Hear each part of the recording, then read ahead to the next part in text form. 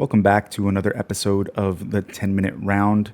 I have to say that a few months ago, I was at work and I was about to go on my break, and nothing motivates me more to work than having a few beers on my break. So I went to a spot close by, sat down at the bar top, and I look over to my left and I'm like, is that Brandon Moreno?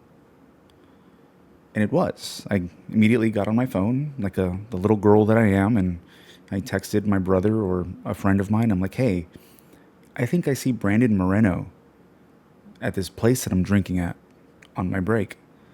And I always feel weird in these situations because I don't know exactly what to do. It's like you don't want to be that guy that's like a bother, like somebody's sitting there eating.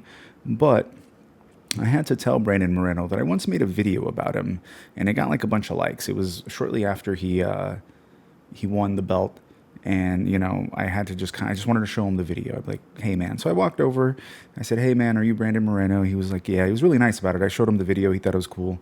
And then I kind of just sat down a few seats away, and I just didn't want to be a bother anymore. So I just, I kind of left it at that. But once he was leaving, he came up to me and he was like, hey man, like, that was really cool. He gave me a little kiss on the forehead and he said goodbye. Okay, maybe that last part didn't happen, but he did come up and he was like, he was really nice, really cool. So I'm a Brandon Moreno fan.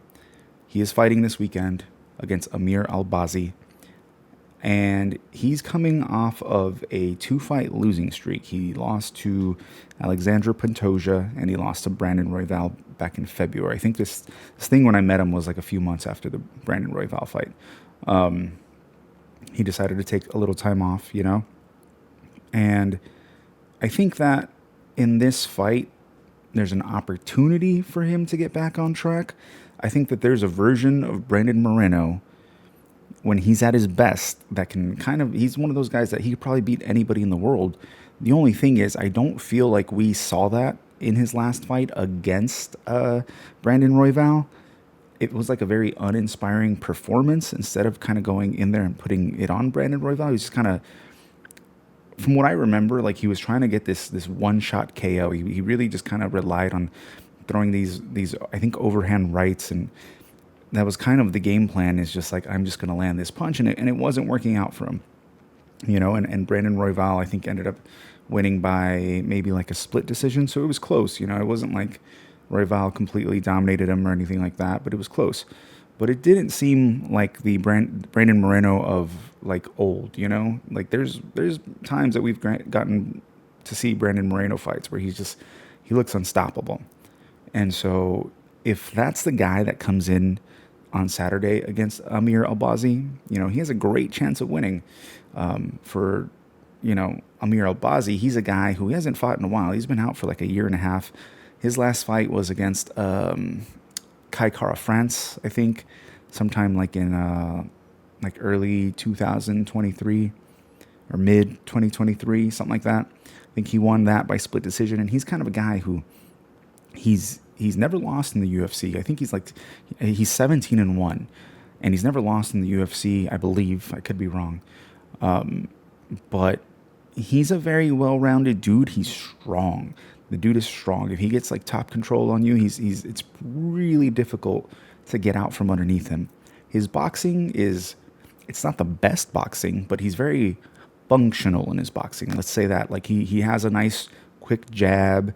He has a pretty hard right hand. I think we've seen him drop people with his right hand before. So, the guy is dangerous. He's the guy that if you do not come prepared for this one, like he's gonna take you out. So for my money, I really hope that this time off has benefited Brandon Moreno. I know that, he was fighting a lot. There was a lot of pressure on him. I hope that all that stuff has kind of gone away, because I think the best version of Brandon Moreno, and he's not old. I think he's only like 30 years old.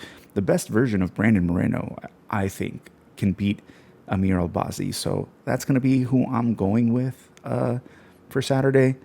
The Rose Namajunas and Aaron Blanchfield fight. Speaking of like uninspired fighters, there's a version of Rose that can come into fights that she there's a version of Rose that she can beat anybody if she's just like mentally, if she's there. But then there's another version of Rose where she's not mentally there, and that version is not very good. You know, she's too timid.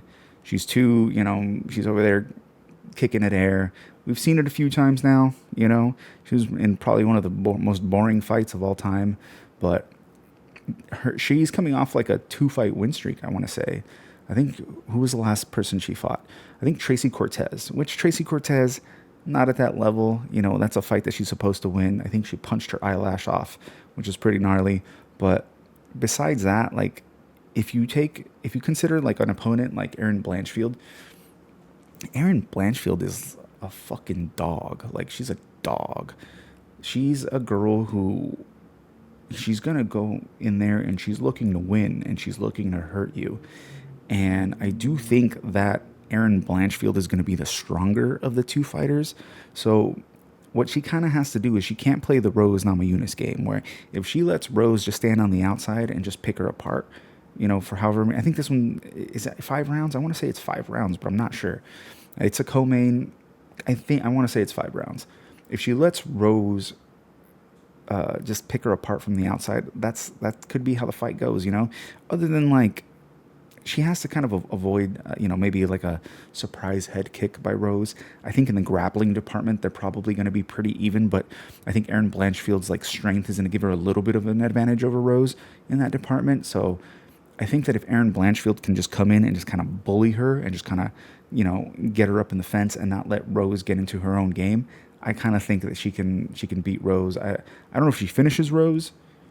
I wouldn't be surprised if, like, we get the Rose that didn't show up if she does get finished. But I think some of these flyweights they're kind of big for Rose. Like, I know she's kind of put on a little bit of muscle. She's a little thicker than she used to be, but Erin Blanchfield's a strong girl for just normal flyweights. So I think that's going to be a huge issue. I think Erin's going to take this one, honestly. Another interesting fight on the card, which I think is right before the co-main event, is the Black Beast. Derek Lewis is back. He's fighting Jonata Deniz. And Jonata Deniz, if you don't know who he is, he's a pretty accomplished kickboxer, heavyweight kickboxer. The guy's got power. He's got a beautiful left hook. He can put away a lot of people in the first round. And if Derek Lewis goes in there and plays that striking game with him, it's probably going to be a bad night. Derek Lewis, like, besides just, his balls being hot, he's this guy who, on any given day, again, another guy that, we're starting to sense a theme here, because he's a guy that if he shows up, he can almost beat anybody. He looks great when he mentally shows up. And there's days where he doesn't. So if we get a version of Derek Lewis that is going in there with a strategy where he's going to go and, take Jonata down and ground and pound him, he can easily finish Jonata. Jonata's like a fucking helpless turtle on his back when he gets taken down by some of these other heavyweights. We've seen worse grapplers like kind of dominate at least like a round on him. Like, he doesn't know how to get back up. And Derek Lewis, if he takes this path to victory, could easily put him away, I'd say, because his ground and pound is vicious. It's absolutely vicious. I feel sorry for his fucking wife. It's so bad. Like, he's just nasty at it. So if that's the version of Derek Lewis that we get, where he's coming in with a clear-cut strategy to, like, win the fight and just put Deniz away, that's very possible. However, if we get a version of Derek Lewis that is going to stand there and try to out-kickbox Deniz, mind you, of course, he still has a chance just because he has power. He can put anybody's lights out. But so can Deniz. And Deniz, I would say, is, he's a little cleaner. He's the cleaner striker of the two. So he's giving Deniz a real shot here to win this fight if he goes with that strategy. So besides that, I mean, there's some pretty, it's kind of like a low-key banger card, because there are some good matchups. We have like Ariane Lipski's fighting on this one. She's kind of bae a little bit. Ayman Zahabi versus Pedro Munoz is on this one. I don't know, man. There's some good, entertaining fights. I'm curious about that Pedro Munoz and Zahabi fight. That's Pedro Munoz is a guy who, like, he's always been near the top of the division, and he's kind of, I would say like a gatekeeper at this point. You know, if you're gonna be one of those guys, he's a guy that you get a win off of if you're gonna be like at the top of the division. So for Zahabi, I don't know if I see him there yet.